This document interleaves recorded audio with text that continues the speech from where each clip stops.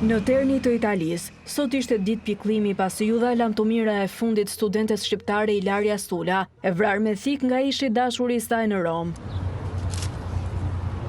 Ditët e fundit para shtëpisë së 22 vjeçares janë vendosur lule, kartolina dhe parrulla për të kujtuar Ilarian dhe kundër dhunës ndaj grave. Në media janë publikuar pamjet prekëse, teksa nëna e Ilarias thërriste emrin e shtëpiës me slotësh.